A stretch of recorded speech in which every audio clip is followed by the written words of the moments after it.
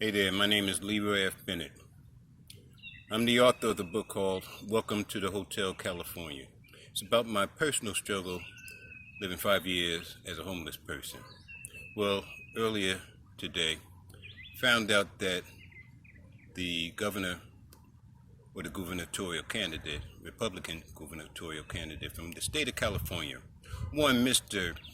Travis Allen, stated that he wants to run on a platform where all the homeless people taken off the street and put into mental institutions. Okay? First of all, let me explain something to you about homelessness, okay? All homeless people are not, and I repeat, are not necessarily what you would call derelicts, con artists. They don't necessarily have to be substance abusers. They don't have to be alcoholics. You know, some of them are in there because of bad decisions that they made in life, okay? And doesn't have to do anything to deal with crime or anything of that nature, okay?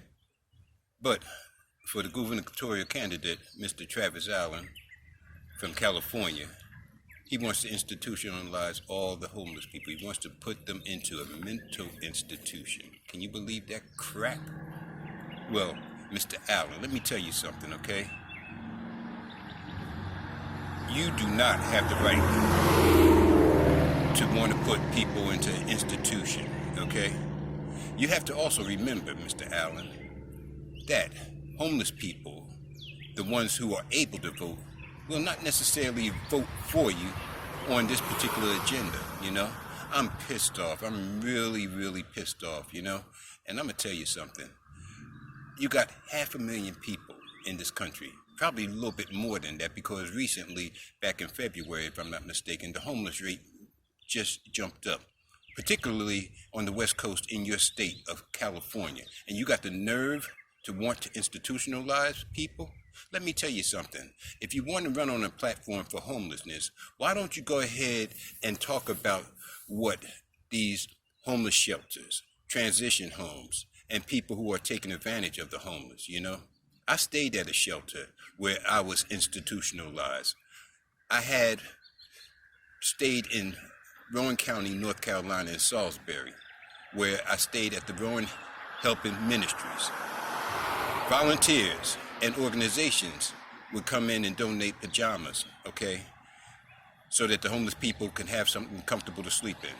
What the shelter decided to do, they didn't have to spend a dime on pajamas, okay? But what they wanted to do, they wanted to put people out of those pajamas and into hospital scrubs. You know what that is? That's institutionalization, okay? Because when you put hospital scrubs on people, only thing that's missing on the back of those hospital scrubs is the DOC or the DOMH for Department of Correction or Department of Mental Health. You know, you need to dig yourself, man, because I'm going to tell you something. Nobody has the right to do that, okay? Nobody should have to be relegated to living in that situation, okay? There are educated people out here who have degrees. Unfortunately, they have come across hard times.